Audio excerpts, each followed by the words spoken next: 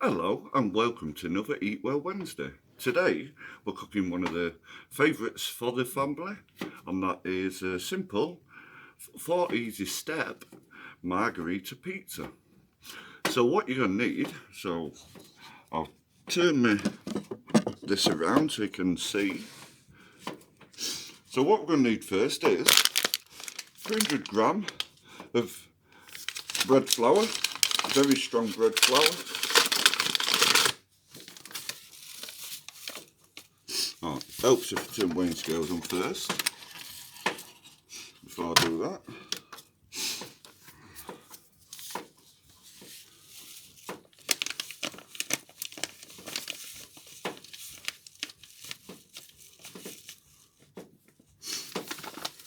There, chuck 300 gram of strong bread flour in, and then what we need to do, add 1 sachet of yeast, or 1 teaspoon, and then what we need is 1 teaspoon of salt, when I get it,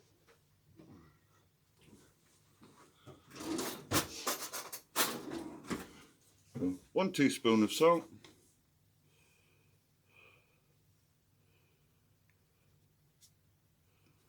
that'll do. Give that a bit of a stir, and then what we need to do, what it says in the ingredients, is make a well in the middle, and then we need 200 ml of warm water and olive oil. So yeah, so pour in the warm water, 200 ml, and also a teaspoon, or tablespoon rather, I'll put 2 of these in,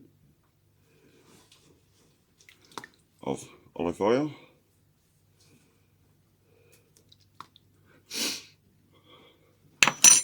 And then what you need next, folks, is with a wooden spoon, you need to stir it until you have a fairly wet dough.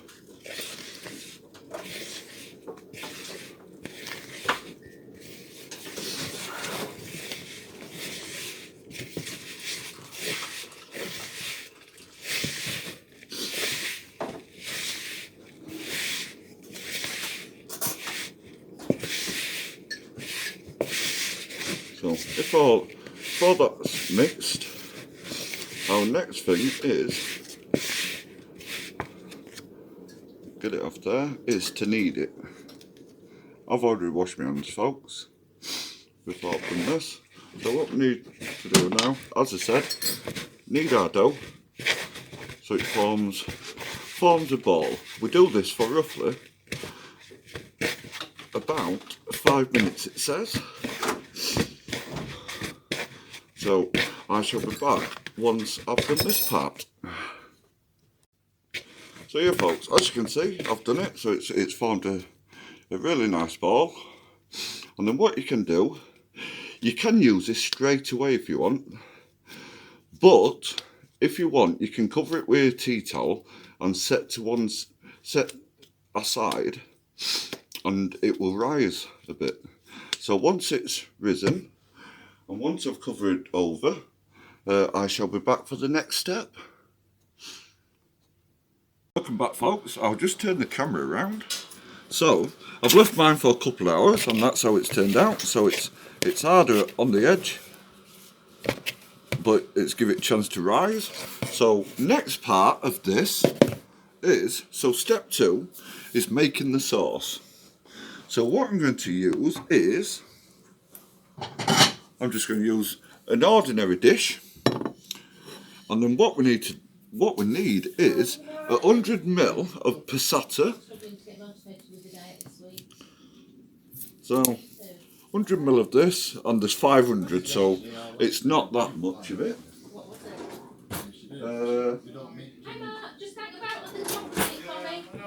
So I'm having to do it this way because I didn't know who's nicked our scissors.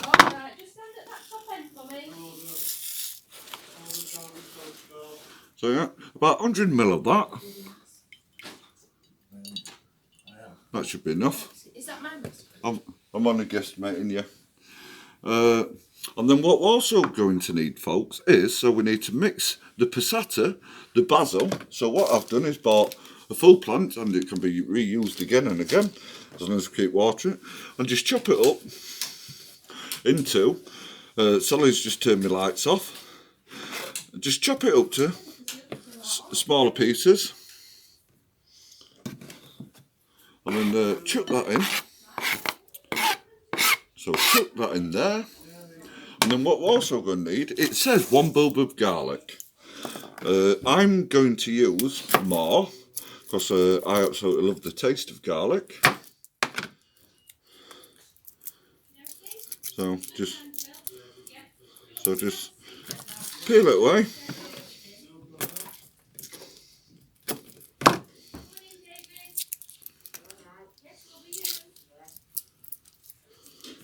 And I'm using 3 because, like I said, I love the taste of it.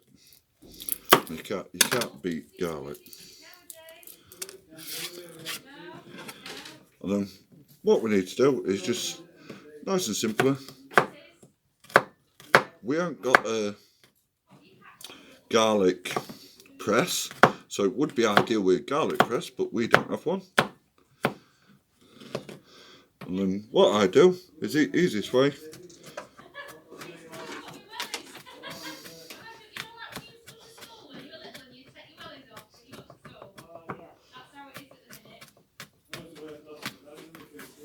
And just keep on chopping it to whatever size chunks you desire. You can do it another way, where you put it in between 2 spoons.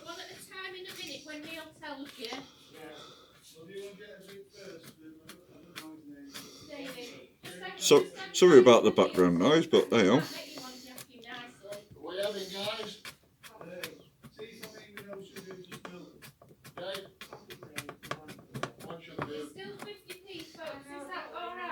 So yeah, so chuck that in there. They're big enough chunks for me, but I do love garlic, folks. Right. And then all what we're doing is, let me get a small spoon. Just mix that up. And all what we're doing is leaving that to stand at room temperature.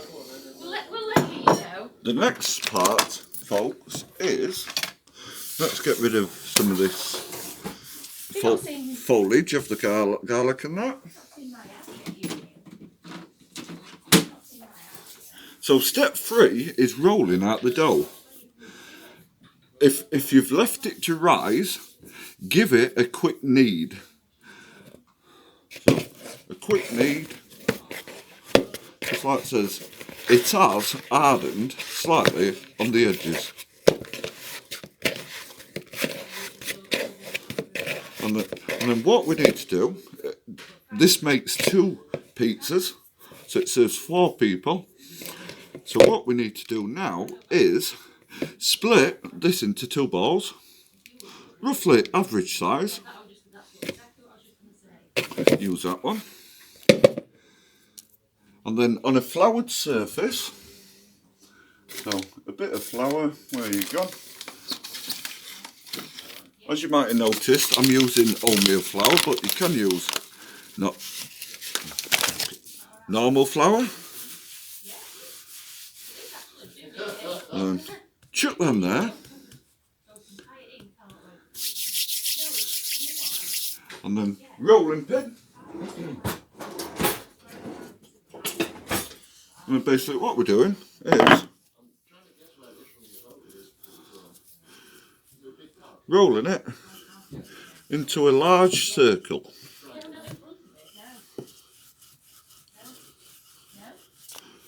It depends on what thickness you want it, but it should be about 25 centimetres across.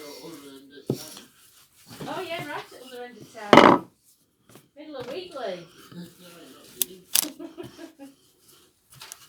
So about length of a school ruler, or length of a ruler in general.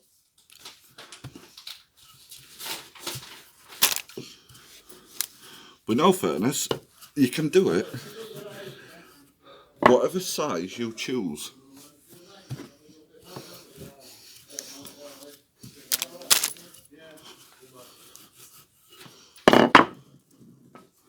A slight bit more.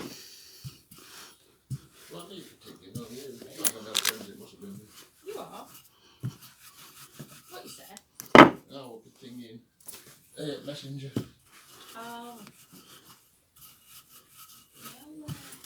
No, a slight bit. Doesn't have to be perfectly round because mine isn't. And then what I'd do is on our pizza tray, just doing that, I found it supports the pizza not sticking. And then what we need to do is raise that and put it on our baking sheet. Don't matter if it is slightly too big. An easy way is just cut the loose bit off.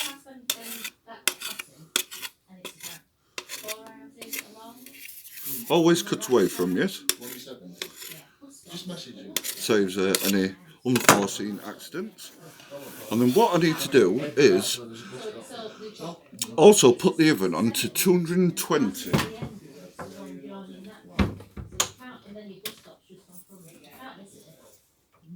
Yeah, Friday morning. That's alright. So yeah, put your oven on to 220 if it's fan assisted, or 240 if it's non-fan assisted, or gas mark 8. And going back to our pizza base,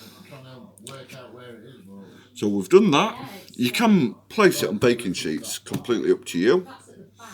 So then we've stuck our oven on, and then what we need to do is smooth over the sauce on over the bases. So let me get a bigger spoon.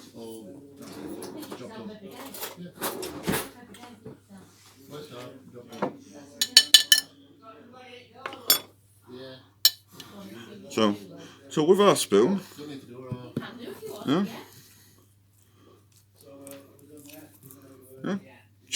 chuck that on the base.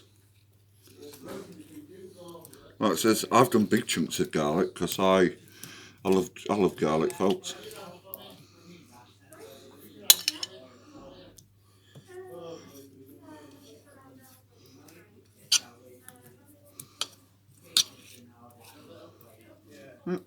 Cover it nice and evenly. If you've got access, just take it off. And then the next part is, so over the top of that, we need to scatter with cheese and tomatoes. So what else you're going to need is, here I've got mozzarella ball. It's quite cheap, 45p I think it cost me, and just empty it out first.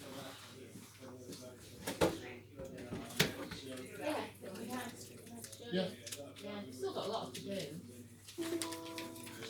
And then what we're doing with this is, when I get into it, cutting this into thin slices. Well, there is still quite a lot to do. Yeah, yeah. So just thin slices, only use half, so we're using half on each pizza. Yeah, precisely. Yeah. I've got a strip wallpaper on Friday. Got a steamer? No. I wonder, that's something good. And then what we're also going to need, folks, is on this one, we've got cherry tomatoes. I'm going to put that 5 on, and all what we're doing is just halving our cherry tomatoes.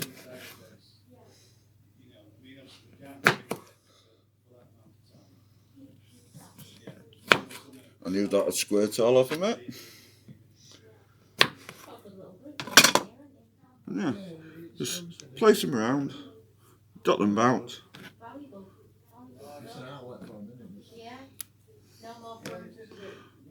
Don't matter where, just dot them about. Same with our mozzarella. Just dot it about, all different spaces.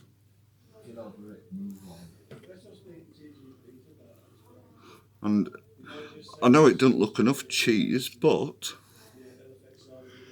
what we're also adding is some dried parmesan. Or this is just hard cheese. And all I'm going to do is just sprinkle it on, because it is a very strong cheese anyway, folks. Yeah, just sprinkle it on there, and that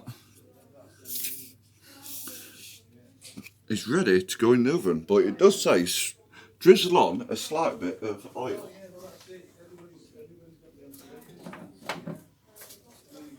So I'm just going to drizzle on a slight bit of oil.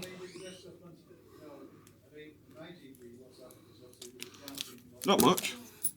And then, yeah, chuck that in the oven in a preheated oven for 8 to 10 minutes until it's crisp.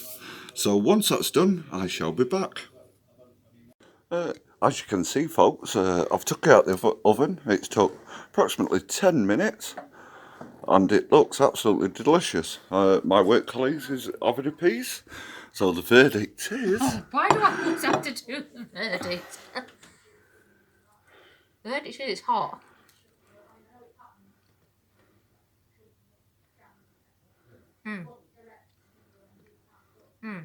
What I will say is the base is cooked really well. It's crispy how I like it, crispy on the edges and really nice and cheesy on top. Taste the garlic, that tastes really good, and the tomatoes are beautiful. Fantastic. Well done. But yes, folks, I'll just turn my camera around.